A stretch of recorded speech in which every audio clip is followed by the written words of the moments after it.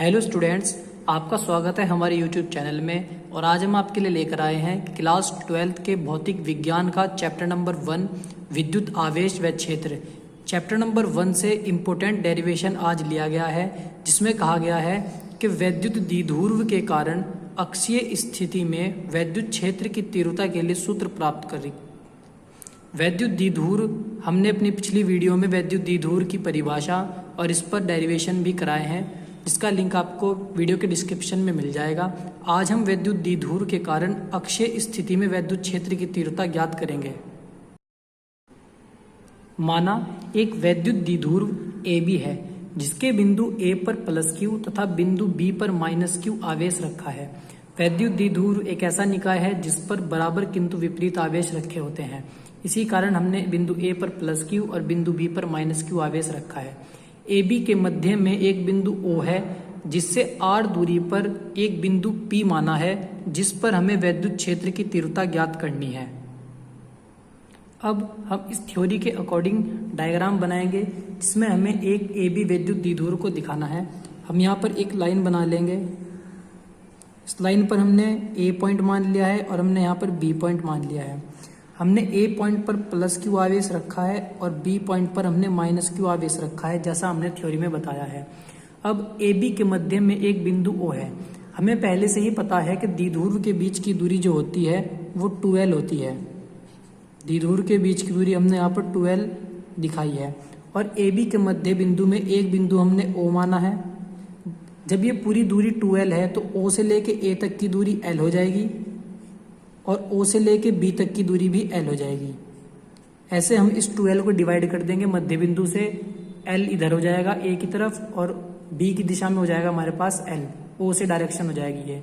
अब हमने थ्योरी में लिखा है कि बिंदु O से R दूरी पर एक बिंदु P है, जिस पर वैद्युत क्षेत्र की तीव्रता ज्ञात करनी है। अब यहाँ बिंदु O से R दूरी पर हमें एक बिंदु P मानना है। अब यहाँ पे हम R दूरी पर एक बिंदु P मान लेते हैं। इस बिंदु P पर ही मुझे वैद्युत क्षेत्र की तीव्रता ज्ञात करनी है।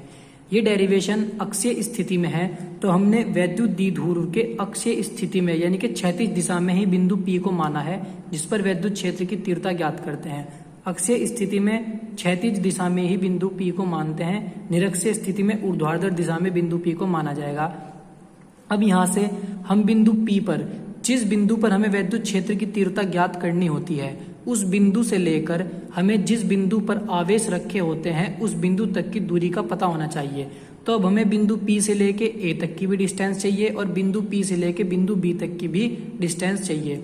अब हमें पता है बिंदु P से लेके O तक की दूरी R है और O से लेके A तक की दूरी L है। तो मुझे P से लेके A तक की यदि दूरी चाहिए तो मैं R में से इस L को माइनस कर दूंगा, तो मेरे पास आ जाएगी R माइनस L बिंदु P से लेके A तक की दूरी, जो मैं यहाँ पर दिखाता हूँ R माइनस L। अब मुझे चाहिए P से लेके B तक की दूरी, तो P से लेके O तक की दूरी मेरे पास है R और O से लेके B तक की दूरी है L। तो टोटल P से लेके B तक की दूरी बनती है हमारी R प्लस L। तो यहाँ P से लेके और इस B तक जो दूरी बनी वो हमारे पास दूरी बनी है R प्लस L। ये दूरी इसलिए निकाली जा रही है क्योंकि जब हम बिंदु A पर वैद्युत क्षेत्र की तीव्रता का सूत्र लिखेंगे तो वहां पर जो दूरी ली जाएगी वो ली जाएगी R माइनस L, और जब बिंदु B के कारण वैद्युत क्षेत्र की तीव्रता लिखेंगे तो वहां पर दूरी ली जाएगी R प्लस L। अब हम ऐसे ही दोनों बिंदु A पर भी और बिंदु B पर भी वैद्युत क्षेत्र की तीव्रता के लिए सूत्र लिखते हैं। सबसे पहले बिंदु A पर लिखेंगे। बिंदु A के कारण बिंदु P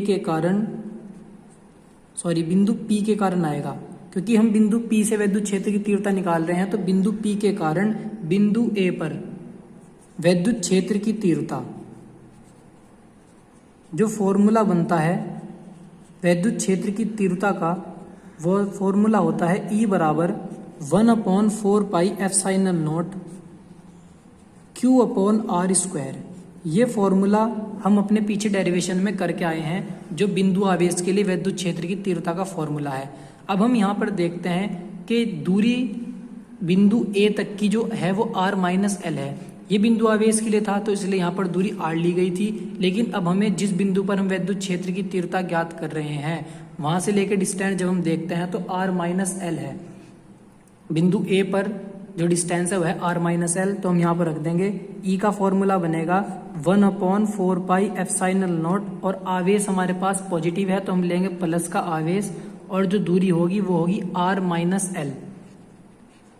और बिंदु आवेश के फॉर्मूले में आर का स्क्वायर होता है, तो इसलिए आर माइनस एल का भी यहाँ पर स्क्वायर हो जाएगा। और ये हमने ए पॉइंट पर विद्युत क्षेत्र की तीव्रता निकाली है, इसलिए हमने इसे ई ए रखा है और हम इसे समीकरण नंबर 1 बनाते हैं। अब हमें ऐसे ही बिंदु बी पर निकालना है, तो जब हम बिंदु बी पर निकालेंगे तो उसके लिए आ जाएगा ई बी बराबर, फॉर्मूला ये लगेगा 1/4 pi epsilon naught Q upon R square. ये बिंदु आवेश का फॉर्मूला है, इसी फॉर्मूले से ही हम वैल्यू को यहाँ पर रखते हैं 1/4 पाई एप्सिलॉन नॉट। अब ये क्यू जो है बिंदु बी पर ये माइनस का है, तो हम यहाँ पर माइनस ले लेंगे, और जो दूरी है आर की वो यहाँ पर है आर प्लस एल, क्योंकि पी से बिंदु बी की दूरी हमने निकाल रखी है आर प्लस एल, तो यहाँ पर आर प्लस एल का हो जाएगा स्क्वायर, क्योंकि आर का था हमारे पास स्क्वायर। ये समीकरण नंबर हमारी 2 बन जाएगी। अब हमने बिंदु ए पर भी और बिंदु बी पर भी विद्युत क्षेत्र की तीव्रता निकाली है। अब हमें पूरी जो टोटल संपूर्ण विद्युत क्षेत्र की तीव्रता निकालनी है बिंदु पी पर, उसके लिए हमें करना होगा ई ए विद्युत क्षेत्र की तीव्रता बिंदु ए पॉइंट पर, ई बी विद्युत क्षेत्र की तीव्रता बिंदु बी पॉइंट पर। अब हम इन दोनों को जोड़ देंगे आपस में, तो हमारे पास संपूर्ण विद्युत क्षेत्र की तीव्रता आ जाएगी बिंदु पी पर। बिंदु पी पर परिणामी क्षेत्र की तीव्रता जो होगी वो होगी ई ए प्लस ई बी।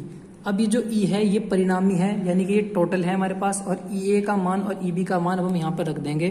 तो ई बराबर आ जाएगा, ई ए की वैल्यू थी 1/4 pi epsilon naught Q upon R minus L का स्क्वायर। ये हमारी ए पॉइंट पर विद्युत क्षेत्र की तीव्रता थी, प्लस का निशान लगाएंगे, और ई बी के लिए थी हमारे पास 1/4 पाई एप्सिलॉन नॉट और माइनस के क्यू और अपॉन में आर प्लस एल का होल स्क्वायर। यहाँ पर प्लस आवेश था और बिंदु पी पर माइनस क्यू आवेश था। अब ये माइनस आवेश है तो ये माइनस और ये प्लस, यहाँ पर प्लस माइनस माइनस हो जाएंगे, तो जो हमारे पास इक्वेशन बनेगी 1/4 पाई एप्सिलॉन नॉट, ये प्लस आवेश है तो क्यू आर माइनस एल का स्क्वायर, और plus minus minus 1/4 pi epsilon naught Q upon R plus L का स्क्वायर, ये हमारे पास आ जाएगा। अब यहाँ से हम कॉमन ले लेंगे 1/4 पाई एप्सिलॉन नॉट और क्यू यहाँ पर भी है, और 1/4 पाई एप्सिलॉन नॉट और क्यू यहाँ पर भी है, जो सेम है, इसलिए हम यहाँ से कॉमन ले लेंगे। तो हमारे पास आएगा 1/4 pi epsilon naught q common आ जाएगा, और यहाँ पर अंदर बचेगा 1/r माइनस एल का स्क्वायर, ये माइनस का निशान, और इधर बचेगा r प्लस एल का होल स्क्वायर। अब हमें क्या करना होगा, अब हमें यहाँ पर a प्लस बी और a माइनस बी का फॉर्मूला खोलना होगा। दोनों फॉर्मूलों को खोलने के बाद हम यहाँ पर अप्लाई करेंगे। तो हम लिखते हैं फॉर्मूला, यहाँ पर अगर हम फॉर्मूला लिख के दिखाते हैं तो फॉर्मूला होता है a प्लस बी का होल स्क्वायर का a square plus B square plus 2ab, और a माइनस बी का फॉर्मूला होता है a square plus B square minus 2ab। ये दोनों फॉर्मूले यहाँ पर लगेंगे। फॉर्मूलों को लगाने से पहले हम यहाँ पर एलसीएम ले लेंगे और क्रॉस मल्टीप्लाई कर लेंगे। क्रॉस मल्टीप्लाई करने के बाद हमारे पास आता है 1/4 पाई एप्सिलॉन नॉट क्यू। जब हम नीचे क्रॉस मल्टीप्लाई करेंगे और एलसीएम हमारे पास आएगा r माइनस एल का स्क्वायर और r प्लस एल का स्क्वायर। ये हमारे पास एलसीएम आ गया है, और क्रॉस मल्टीप्लाई करेंगे r प्लस एल स्क्वायर की 1 में करेंगे तो r प्लस एल का whole square minus r minus L का होल स्क्वायर। ये हमारे पास एलसीएम आ जाएगा क्रॉस मल्टीप्लाई करके। अब हमें यहाँ पर तो प्लस का फॉर्मूला खोलना है a square plus B square के होल स्क्वायर का, और यहाँ पर हमें माइनस वाला फॉर्मूला खोलना है। ये वैल्यू हम सेम चलती रहेगी, और यहाँ पर फॉर्मूला खोलेंगे हम R square L square plus 2rl। ये फॉर्मूला बनता है यहाँ से a square plus B square plus 2ab। ऐसे हमने यहाँ पे खोल दिया है R square plus L square plus 2rl। ये माइनस का निशान लगाएंगे और माइनस वाला फॉर्मूला खोलेंगे हम, तो R square plus L square minus 2rl। हमने यहाँ पर दोनों फॉर्मूले खोल दिए हैं, और यहाँ पर भी एक फॉर्मूला खुलता है a स्क्वायर बी स्क्वायर का। यहाँ पर दिखता है हमें a माइनस बी और a प्लस बी। मैं यहाँ पर फॉर्मूला लिख के दिखाता हूँ, a माइनस बी और a प्लस बी, या a plus B a minus B. Formula होता है a स्क्वायर माइनस के बी स्क्वायर। नीचे हमारा फॉर्मूला खुलेगा a स्क्वायर माइनस के बी स्क्वायर। अब जो a की वैल्यू है वो हमारे पास है r माइनस एल, और यहाँ पर हमें b की वैल्यू भी है, तो हम फॉर्मूला खोल देंगे यहाँ पर R square minus L square. ये फॉर्मूला हमारे पास खुला है a माइनस बी और a प्लस बी का, A square minus B square. लेकिन हम देखते हैं कि यहाँ पर पहले ही होल स्क्वायर लगे हुए थे जो कि फॉर्मूले में नहीं है, तो इसलिए हमें इनके ऊपर भी होल स्क्वायर लगाना पड़ेगा। ये होल स्क्वायर इनकी वजह से आया है क्योंकि ये पहली स्क्वायर यहाँ पर लग रहे थे। अब हम इस माइनस के अंदर मल्टीप्लाई करेंगे और ये ब्रैकेट खोल लेंगे। ब्रैकेट खोलने के बाद हमारे पास आएगा, ये वैल्यू हमारे पास सेम रहेगी, R square plus L square plus 2RL, minus की आर में करेंगे तो माइनस की आर स्क्वायर, माइनस की एल में करेंगे तो ये भी माइनस का हो जाएगा, और माइनस माइनस प्लस के 2RL, और अपॉन में हमारे पास है R square minus L square का होल स्क्वायर। अब हम यहाँ पर देखते हैं कि आर स्क्वायर प्लस का है और ये माइनस का है, तो ये कैंसिल हो जाएंगे। एल स्क्वायर प्लस का है, माइनस का है, कैंसिल हो जाएंगे। और 2RL प्लस का है, 2RL भी प्लस का है, तो दोनों ये जुड़कर 4RL हो जाएंगे। अब हम लिखेंगे E बराबर 1/4 epsilon naught Q, R square और एल स्क्वायर तो आपस में कैंसिल आउट हो गए थे। अब यहाँ पर 2RL और 2RL जुड़कर 4RL हो जाएगा, और नीचे आएगा R square minus L square का होल स्क्वायर। अब इस 4RL को हम ऐसे लिख सकते हैं, 4RL को हमें लिखना होगा 12 इंटू 2R। अगर मैं 4RL कैसे लिख देता हूँ, 12 इंटू 2R, 2 की 2 में करेंगे तो 4 आ जाएगा, और L की R में करेंगे तो RL आ जाएगा। हम मल्टीप्लाई से 4 को तोड़ के ऐसे लिख लेंगे, और नीचे हमारे पास है R square minus L square का होल स्क्वायर। अब हम यहाँ पर देखते हैं जो ये Q इंटू 12 है, क्योंकि ये मल्टीप्लाई में है और हम पीछे पढ़ के आए थे Q इंटू 12 हमारे पास होता है P, Q इंटू 12 हमारे पास बनता है P, और ये होता है वैद्युत द्विध्रुव आघूर्ण। इसलिए हमने P को बनाने के लिए यहाँ पर 4RL को लिखा है 12 इंटू 2R। और एक और बात है, हमें वैद्युत द्विध्रुव को पता है कि वैद्युत द्विध्रुव उस निकाय को कहते हैं जिसके बिंदु पर बराबर किंतु विपरीत आवेश होते हैं, और ये दोनों एक दूसरे के बहुत पास रखे होते हैं, जिनके बीच की दूरी हमारे पास होती है 12। तो ये जो 12 दूरी होती है ये बहुत ही छोटी होती है, क्योंकि द्विध्रुव के बिंदु आपस में बहुत पास पास रखे होते हैं। अगर मैं इस L की तुलना इस R से करूं तो ये L 12 जब बहुत छोटा है तो L तो उससे भी ज़्यादा छोटा हो जाएगा। तो अगर मैं R की तुलना में L को देखूं तो जो L है वो बहुत छोटा है, बहुत छोटा है R से। L की वैल्यू बहुत छोटी है R से, इसलिए हम क्या करेंगे, L को छोड़ देंगे। L को छोड़ने पर यहाँ से हम L को छोड़ देंगे, और यहाँ से Q और ये 12 हमारे पास बन जाएगा P। तो हमारे पास जो फॉर्मूला आगे बन के आएगा वो कुछ इस प्रकार होगा, E बराबर 1/4 एप्सिलॉन नॉट Q इंटू 12 तो हमारे पास बन गया है P, और बचा है हमारे पास अभी 2R, तो हम 2R को यहाँ पर लिख लेंगे, और अपॉन में हमने इस L स्क्वायर को छोड़ दिया है तो हमारे पास बचा है आर स्क्वायर का होल स्क्वायर। ये हमारे पास बन के आ गया है। अब हम देखते हैं 1/4 एप्सिलॉन नॉट इस R से, अगर मैं इसकी एक पावर को कैंसिल करूं, यहाँ पर होल स्क्वायर है, उससे पहले मैं ये आर स्क्वायर का होल स्क्वायर है, तो जब पावर की पावर मल्टीप्लाई होगी तो R की पावर यहाँ पर हमारे पास 4 आ जाएगी। तो इसीलिए इस R की पावर 1 से इसकी एक पावर कैंसिल हो जाएगी, और E का फॉर्मूला बनेगा 1/4 epsilon not 2P upon R की क्यूब। ये हमारा फाइनल फॉर्मूला बन के आएगा वैद्युत द्विध्रुव के कारण अक्षीय स्थिति पे वैद्युत क्षेत्र की तीव्रता का। यहाँ पर 2 दूनी 4 पावर हो गई थी, और इस एक ऊपर R के एक पावर से इसकी एक पावर कैंसिल हो गई है।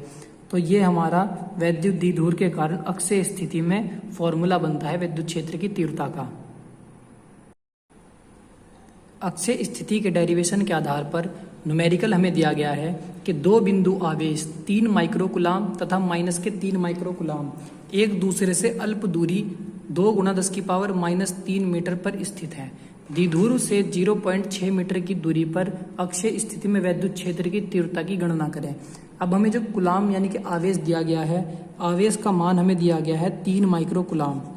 अब हमें माइक्रो को हटाने के लिए यहाँ पर 3 के साथ 10⁻⁻6 लगाना होगा, जिससे आवेश माइक्रोकुलाम से कुलाम में बदल जाएगा।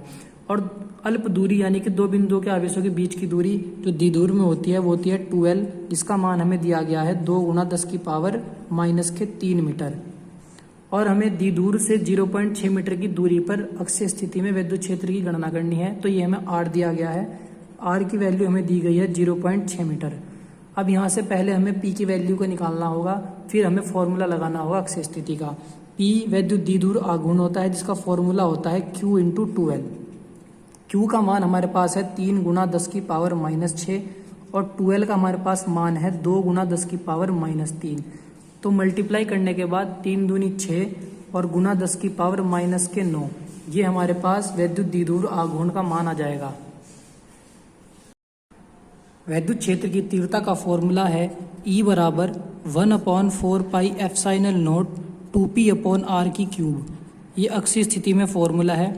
1/4πε0 का मान हमारे पास है 9 × 10⁻9, 2 सेम रहेगा और p की वैल्यू भी हमने निकाली है 6 × 10⁻⁻9 और r का मान हमें दिया गया है 0.6 मीटर।